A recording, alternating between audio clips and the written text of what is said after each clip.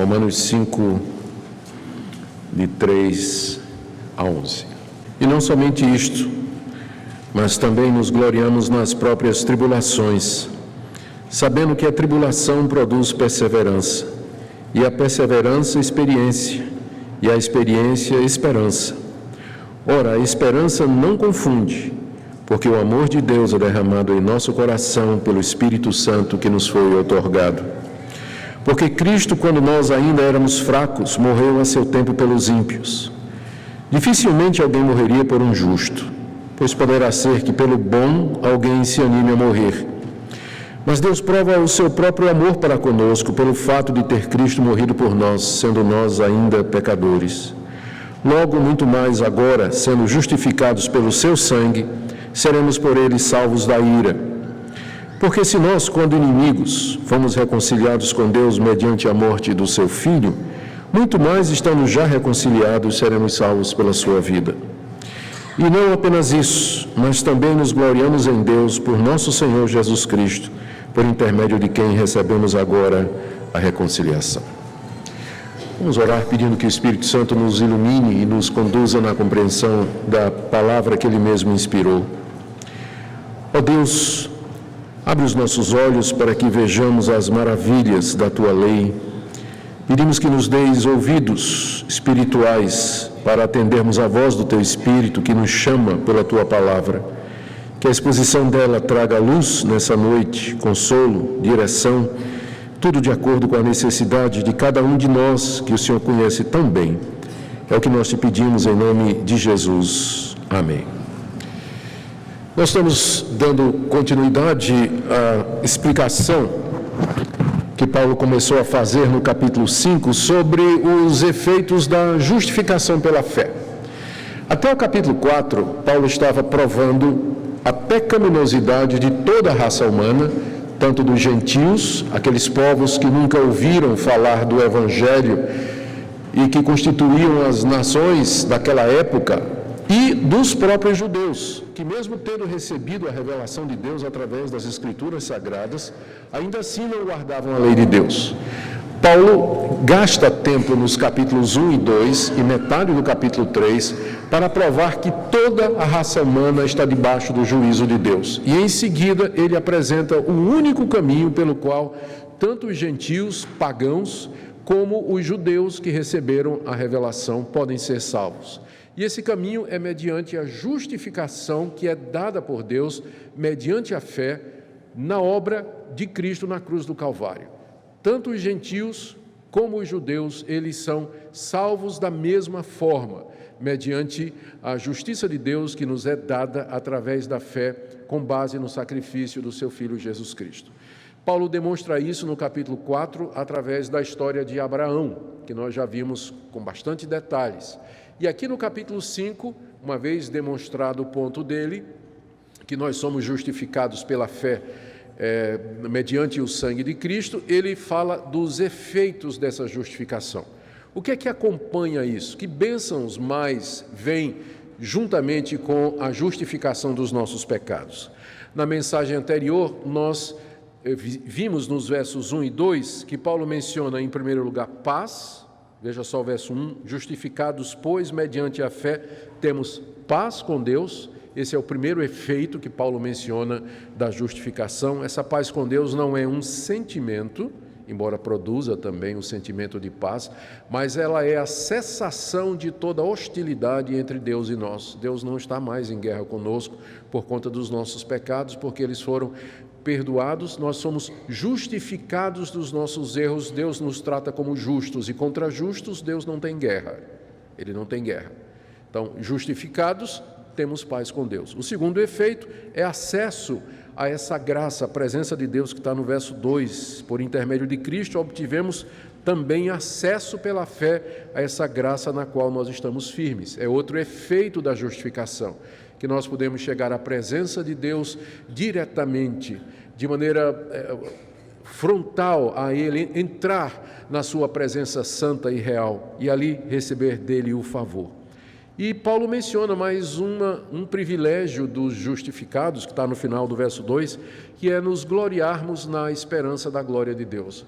Nós vimos que gloriar-se aqui significa se regozijar, ter uma alegria profunda, uma glória alegre na esperança de participar da glória de Deus quando Ele se manifestar no futuro. E agora, nos versos de 3 a 11, nós temos mais 4 efeitos dessa justificação que eu queria ver com vocês nessa noite.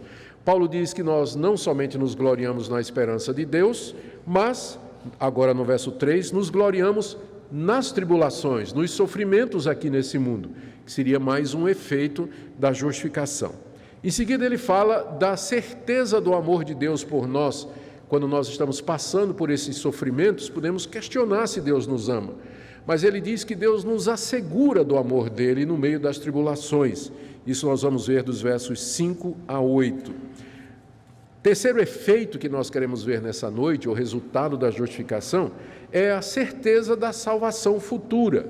Quem foi justificado pela fé, mediante a obra de Cristo, ele pode ter certeza de que vai ser salvo daquela ira de Deus que está por vir sobre a humanidade. E o último efeito da justificação, mencionado por Paulo aqui, é que nós nos gloriamos em Deus mediante Jesus, que está no verso 11.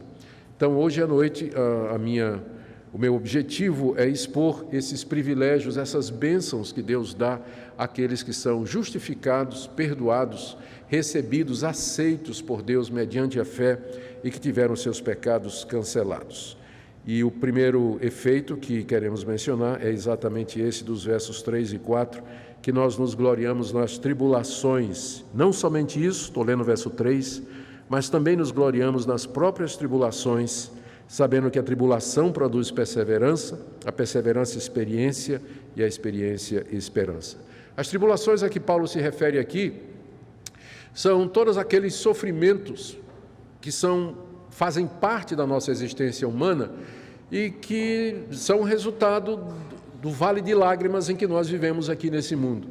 São tribulações causadas por problemas físicos, por ausência de condições financeiras, pela privação de determinadas necessidades que nós temos, hostilidade das outras pessoas, perseguições por causa do Evangelho.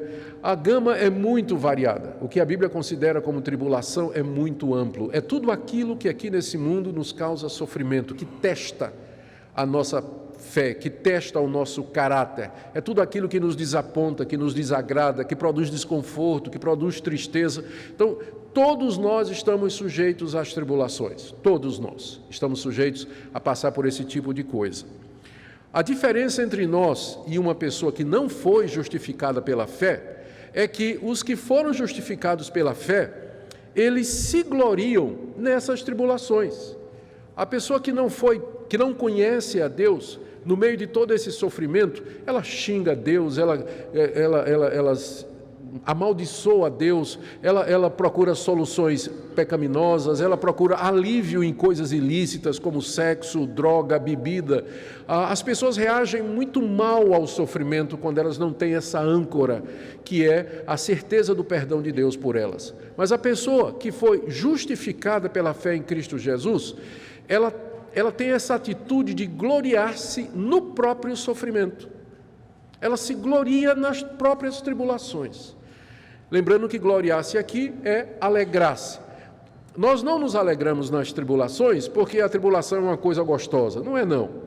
A tribulação é desagradável, ela traz incômodo, ela traz dor, ela traz sofrimento. E Deus não quer que a gente ignore isso. Não é proibido o crente dizer para Deus, o cristão dizer para Deus, Deus, eu estou sofrendo, eu estou sentindo angústia, eu estou passando por um momento difícil, eu não sei se eu vou conseguir suportar. Não é pecado você fazer isso. Mas a atitude correta é que no meio de todo esse sofrimento, no meio de toda a tribulação que vem bater na nossa porta, nós podemos olhar para esse sofrimento com a atitude de glória neles. Dizer assim, eu me alegro no final, mesmo que eu esteja sofrendo com isso, mesmo que seja desconfortável, mas eu tenho uma alegria íntima com tudo isso. E por que motivo? A explicação está aí no próprio verso 3. Nós nos gloriamos nas próprias tribulações porque nós sabemos o que é que a tribulação produz na nossa vida. Nós sabemos porque que Deus deixa que os seus filhos sofram.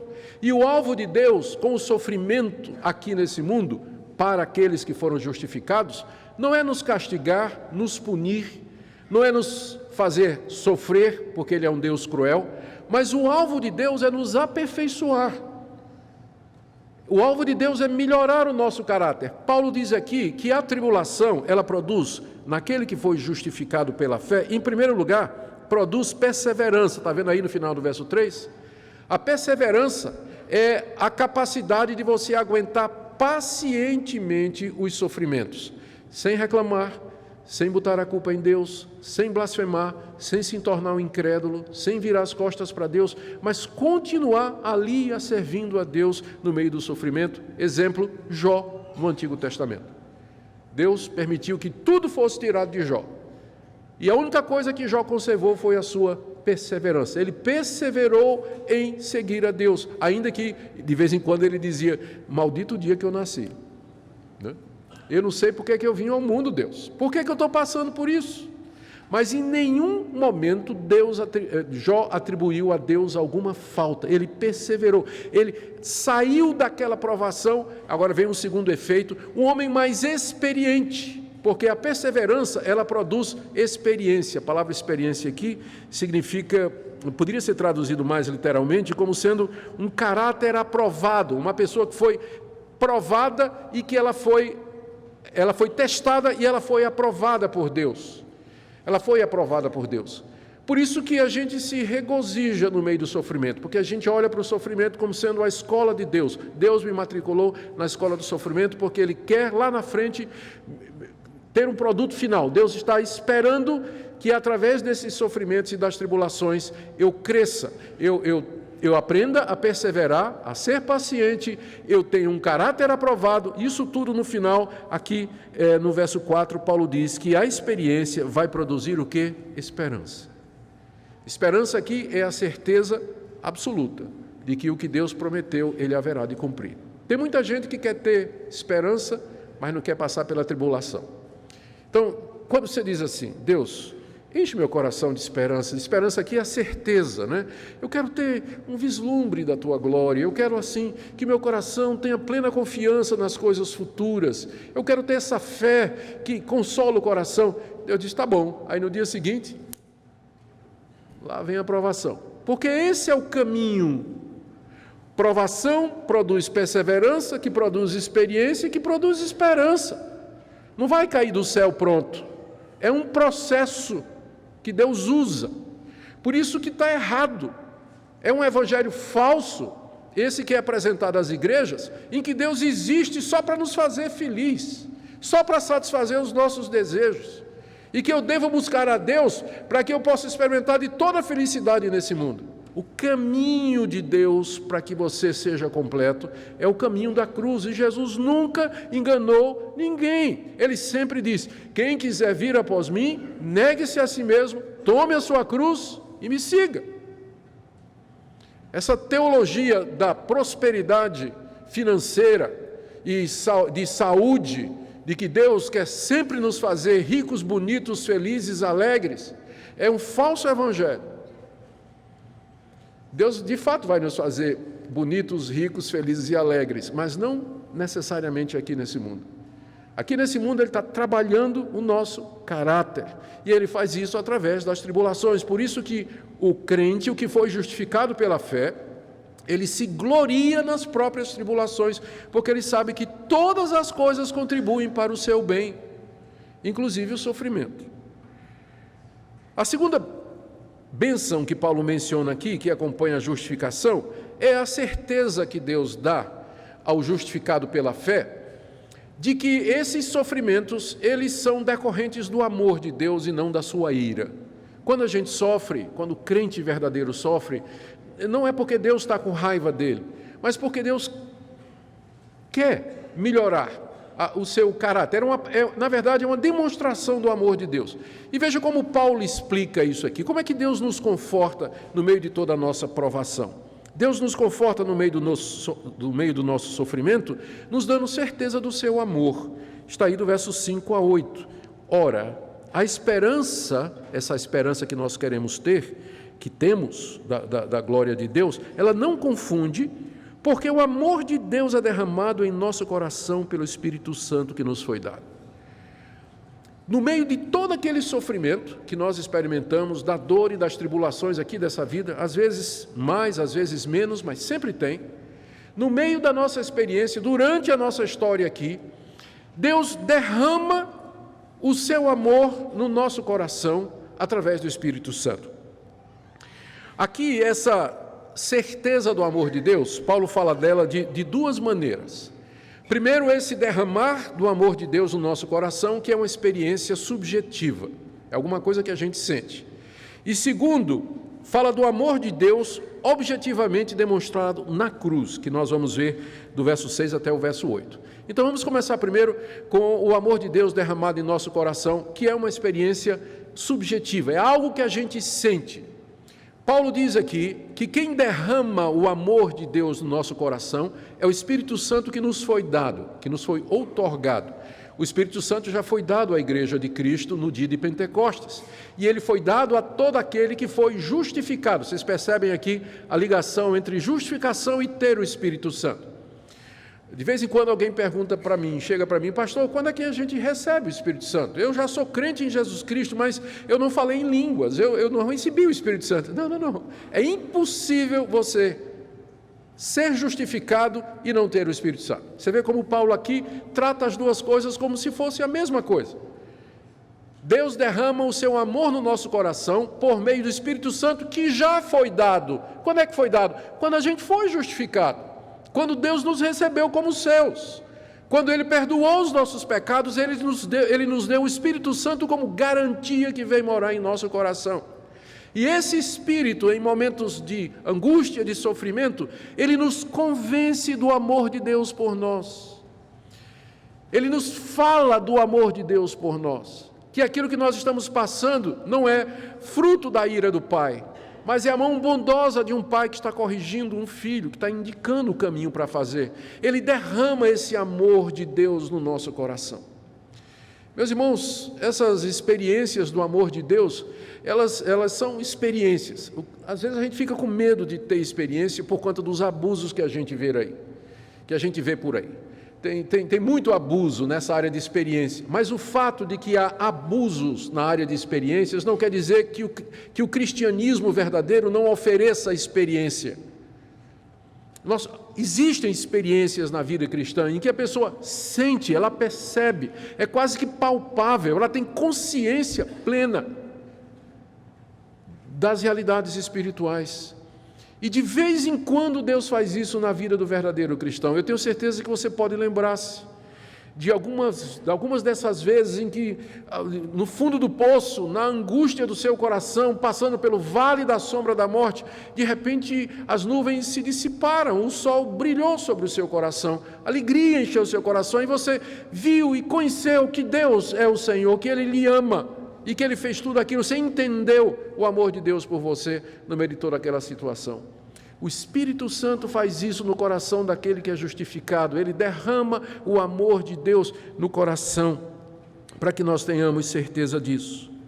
Agora, o amor de Deus por nós, que é derramado em nosso coração pelo Espírito Santo, nessas experiências, ele é baseado objetivamente na demonstração do amor de Deus por nós na cruz do Calvário. Note que logo em seguida, ao verso 5, que diz: o amor de Deus é derramado em nosso coração pelo Espírito Santo que nos foi outorgado. Paulo começa um porquê. Ou seja, ele vai explicar por que esse amor de Deus, ele é uma prova de que Ele não está irado conosco. Ele vai provar por que Deus derrama o seu amor. Ele vai demonstrar isso. O que é esse amor de Deus por nós? Em que é que consiste? O porquê introduz a explicação de Paulo. E ele tem dois argumentos aqui. Se vocês prestarem atenção no texto, ele faz dois argumentos. O amor de Deus por nós.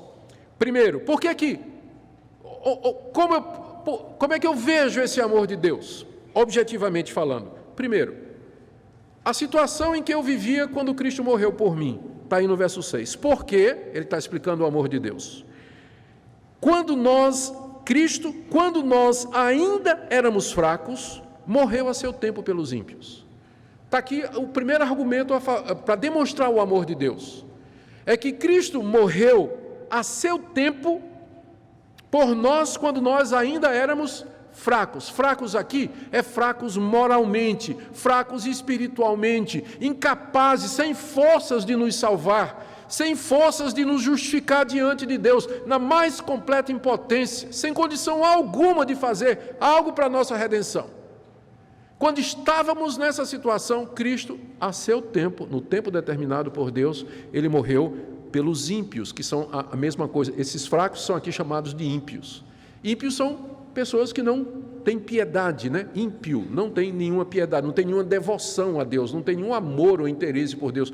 Quando Cristo morreu na cruz, Ele morreu para salvar fracos e ímpios, morreu para nos salvar nessa situação.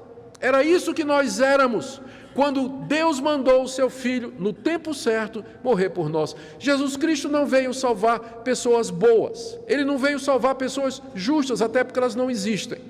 Mas Ele morreu por nós, quando nós ainda éramos fracos e ímpios. Esse é o primeiro argumento de Paulo, do amor de Deus. Esse amor que é derramado em nosso coração. É o Espírito Santo dizendo assim: você está aqui angustiado com essas tribulações, pensando que isso aqui é o resultado do castigo de Deus, a mão de Deus sobre você. Tá, mas você se lembra quem você era quando Cristo morreu por você?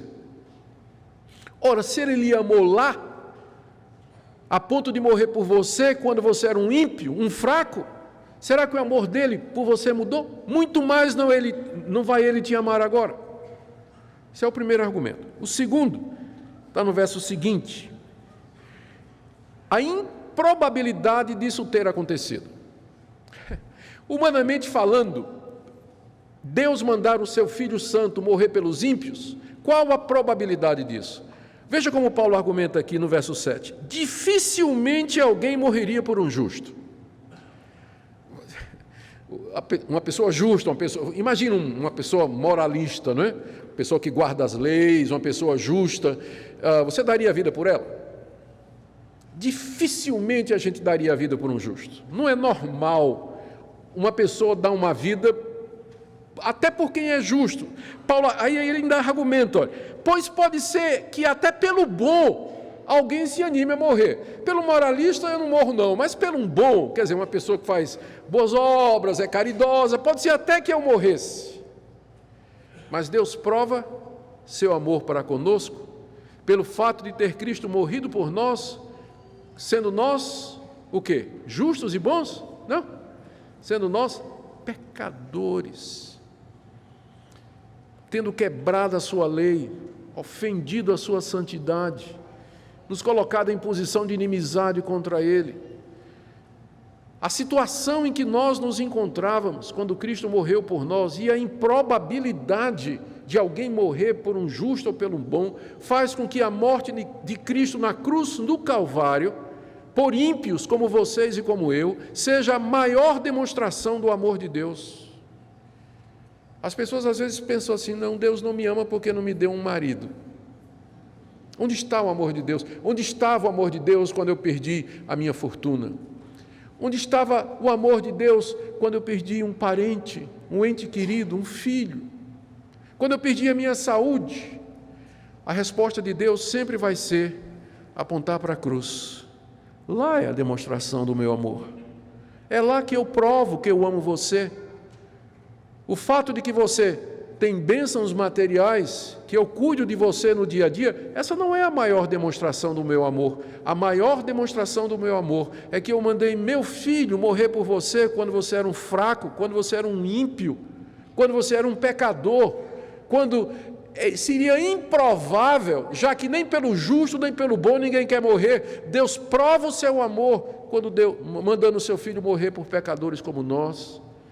É disso que o Espírito Santo nos convence quando Ele derrama o amor de Deus no nosso coração, ou seja, a base objetiva é a morte de Cristo na cruz há 2000 anos, Hoje, subjetivamente, o Espírito Santo toma aquele fato e derrama esse conhecimento no nosso coração e nos convence. Ele ama você.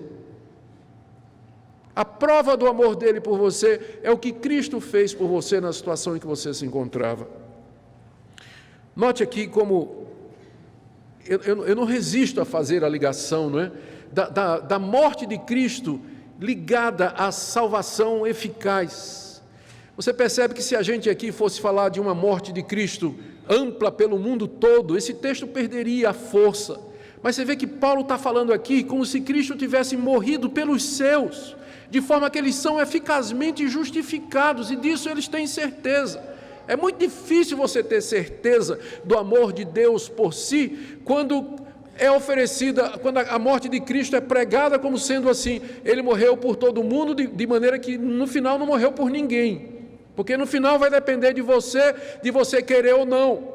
Mas você percebe que o propósito de Deus aqui caminha em marcha, sem obstáculos. Ele manda o seu filho morre pelos seus, os seus são chamados e justificados, e o Espírito Santo os convence e os persuade, e disso dá certeza.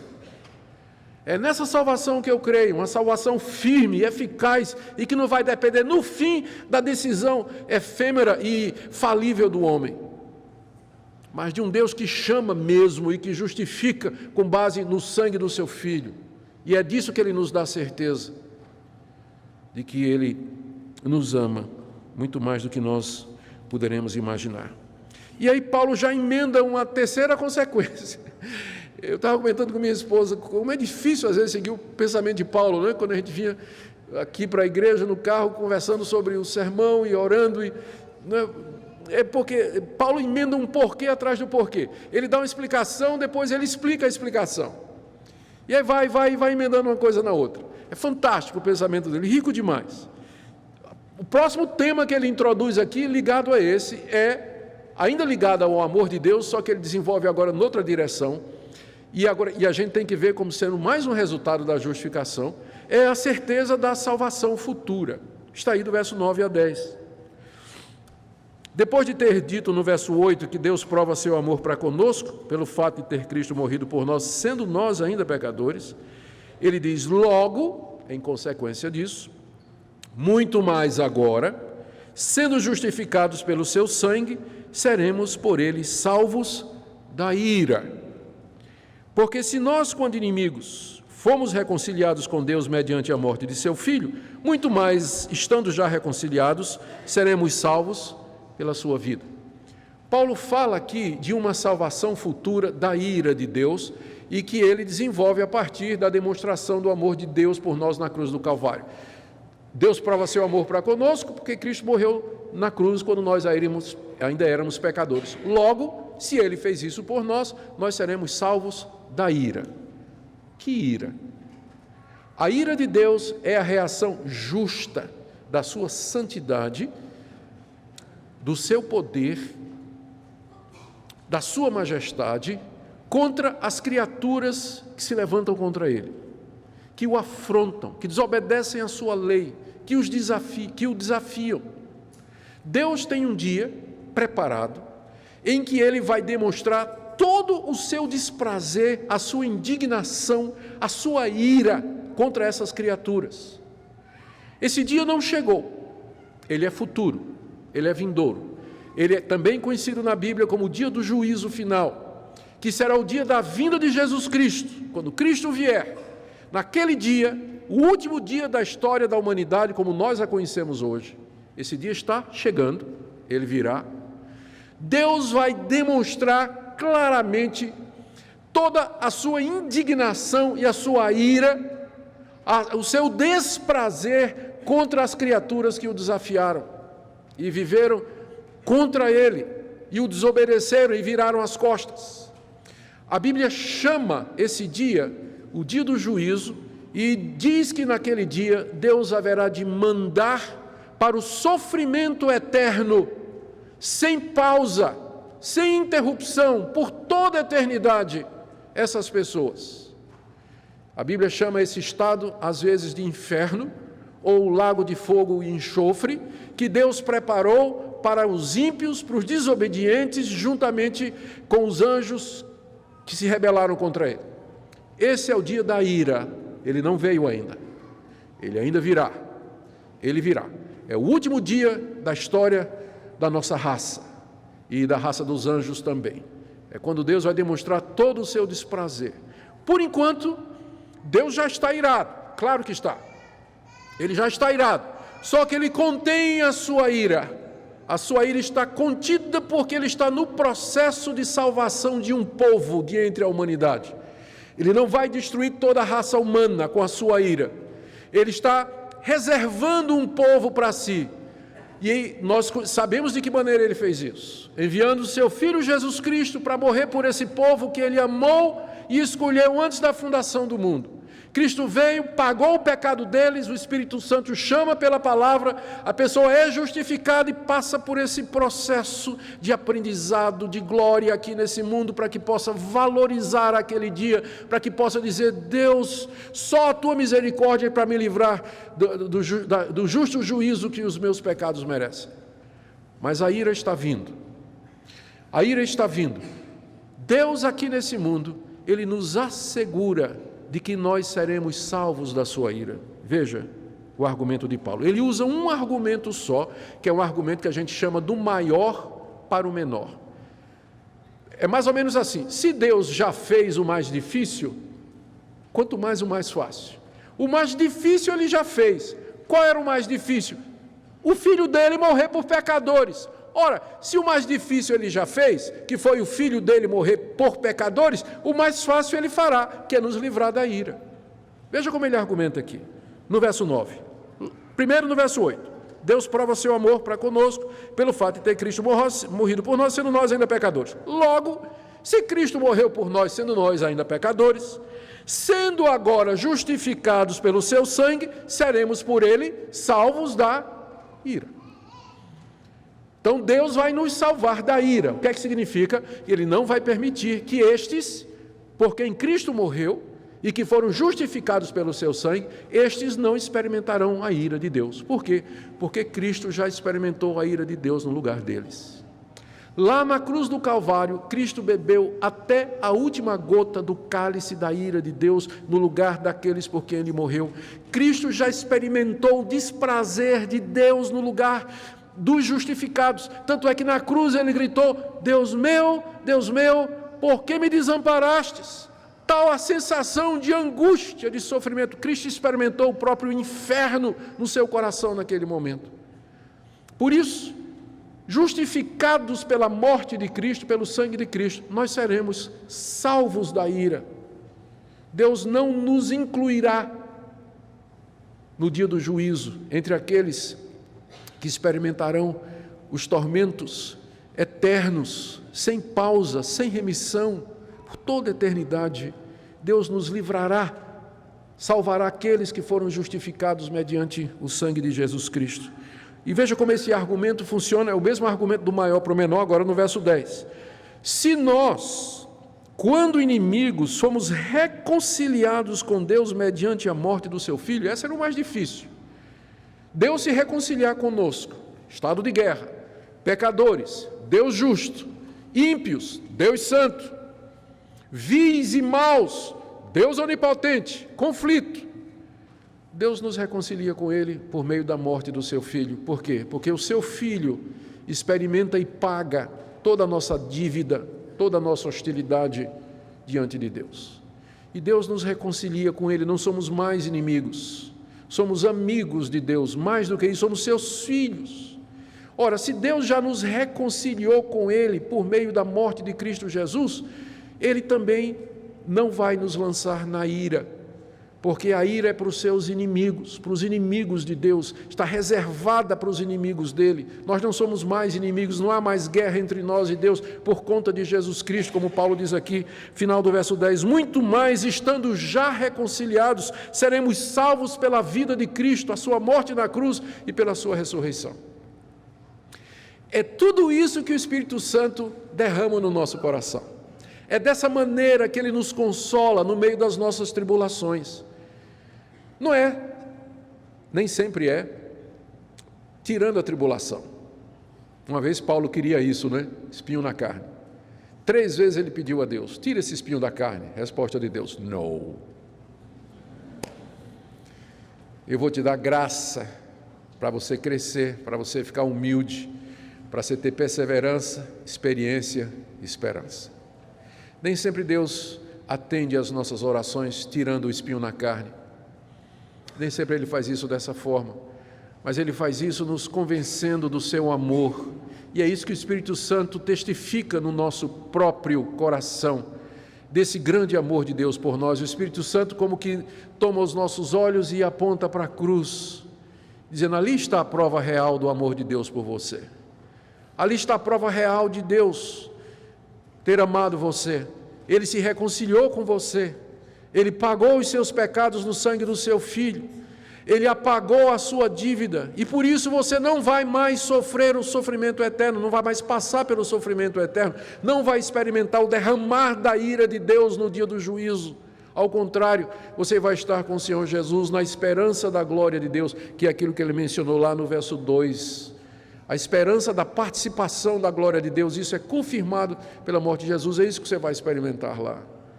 É assim que o Espírito de Deus nos convence. E a última coisa que Paulo menciona está no verso 11. E não apenas isso, é o último efeito, né, da justificação. Há outros, mas ele vai tratar disso ao longo da carta. Mas aqui nesse capítulo é o último. Ele diz: e não apenas isso. Quer dizer, e não somente nós nos gloriamos nas tribulações por todas essas razões, mas também nos gloriamos em Deus, por nosso Senhor Jesus Cristo, por intermédio de quem recebemos agora a reconciliação. Esse final é apropriado porque poderia dar a impressão de que o crente se alegra somente nas bênçãos. Ele recebe paz, recebe acesso, ele recebe crescimento, ele é livre da ira de Deus, ele é salvo da indignação de Deus. E aí isso, se for só isso, pode dar a impressão de que nós amamos e seguimos a Deus pelo que Deus faz por nós. Por isso que Paulo termina dizendo que a gente se gloria, não é somente nisso não, mas nós nos gloriamos no próprio Deus, nós nos alegramos na sua pessoa, quem Ele é, a sua pessoa gloriosa, amorosa, majestosa e santa. E nós fazemos isso, verso 11, por meio de nosso Senhor Jesus Cristo, porque não tem outra maneira de chegar a Deus a não ser através de Jesus, por meio de quem recebemos agora a reconciliação. Eu termino fazendo uma aplicação. Primeiro, aqueles que estão passando aqui por um momento de sofrimento, de tribulação. Eu queria que você pensasse nisso, nas coisas que você ouviu aqui nessa noite. Por que motivo Deus permite que você sofra? Por que motivo aquele incômodo, aquela contrariedade, ela se perpetua, parece que nunca vai embora.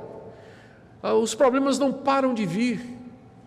Você já parou para se perguntar, à luz do texto que nós acabamos de ler, se o propósito disso tudo não é exatamente mudar, não as circunstâncias e não as outras pessoas, mas mudar você. Mudar você. Você precisa aprender a ser perseverante, paciente, ter um caráter aprovado, ter mais experiência e aprender a se regozijar, agradecer a Deus mesmo no meio do sofrimento. Em vez de ficar murmurando de Deus, reclamando das coisas. Tem gente para quem nada presta, marido não presta, mulher não presta, vizinho não presta, carro não presta, emprego não presta. Pessoa totalmente de mal com a vida, com tudo, e se diz crente no Senhor Jesus. Quem sabe Deus está exatamente deixando essas coisas acontecer, porque Ele quer moldar o seu caráter, Ele quer mudar a sua atitude com relação às provações. Segunda palavra que eu queria dar aqui é aqueles que por algum motivo questionam o amor de Deus, que já são crentes no Senhor Jesus, mas perguntam: onde está o amor de Deus por mim? Eu sou uma pessoa que só passei por sofrimento, tive perdas, eu não tenho coisas que outros têm. Eu vejo as pessoas, né, com tantos bens, tantas coisas, com saúde, prosperidade, e eu não tenho. Será que eu sou marcado por Deus, sou desprezado por Deus? Eu vejo pessoas que casaram, pessoas da época da minha mocidade, os meus amigos, todos casados, com filhos, e eu aqui ainda, sozinho. Será que Deus está me marcando? Será que... Eu queria que você parasse de medir o amor de Deus usando esses referenciais humanos. E eu queria que você medisse o amor de Deus olhando para a cruz. É melhor entrar no reino de Deus feio, pobre, solteiro e doente, do que experimentar a sua ira, casado, bonito e rico. É a cruz que mostra o amor de Deus por você, e não as bênçãos e confortos aqui nesse mundo, porque tem ímpios que têm todas essas coisas, maus que têm todas essas coisas. Então não meça o amor de Deus, a não ser pelo critério que Ele estabeleceu. Deus prova o seu amor para conosco pelo fato de ter Cristo morrido por nós, sendo nós ainda pecadores. A minha última palavra é para você que está aqui nessa noite e você acha que a vida termina aqui. Eu espero que você tenha aberto bem os seus ouvidos. Há um dia da ira que se aproxima, um dia do juízo final, em que você vai se ver de frente com Deus, e você vai dar conta a Ele de todos os atos que você praticou. E naquele dia de nada vão lhe valer aquilo que você pensa que são suas boas obras, as coisas certas que você fez, porque diante da santidade de Deus elas vão se dissipar como nada. As nossas obras são como trapos imundos na presença de Deus. Você só tem uma e somente uma esperança. É o que Cristo fez na cruz por você. É o sangue de Cristo derramado naquela cruz para perdão de pecados. Nessa noite, creia nisso. Arrependa-se desses pecados. Receba Jesus como seu Senhor e Salvador. Se curve diante dEle. Renuncie à sua vida antiga. E diga: Deus, eu quero viver inteiramente para a Tua glória. Eu quero conhecer todas estas coisas. Quero conhecer este amor, essa esperança, essa paz e essa convicção da certeza da salvação da ira. Que essa seja a noite em que você faça isso, para que haja alegria nos céus, alegria aqui entre nós e alegria também no coração desse Deus amoroso que nos ama com amor infinito e imutável. Amém. Oremos. Ó Deus, aplica a Tua palavra no coração de todos que a ouviram nessa noite. Que palavras solenes, que palavras sérias são aqui descritas. Que visão horrenda da Tua ira nos é dada aqui, mas muito maior do Teu amor projetado naquela cruz, onde Teu Filho sangrou por pecadores. Nos ajuda a experimentar este amor, Senhor. Nos ajuda a sentir esse amor no meio dos nossos sofrimentos, das nossas provações. Dá-nos a Tua graça para vivermos como cristãos. É o que nós te pedimos em nome de Jesus. Amém.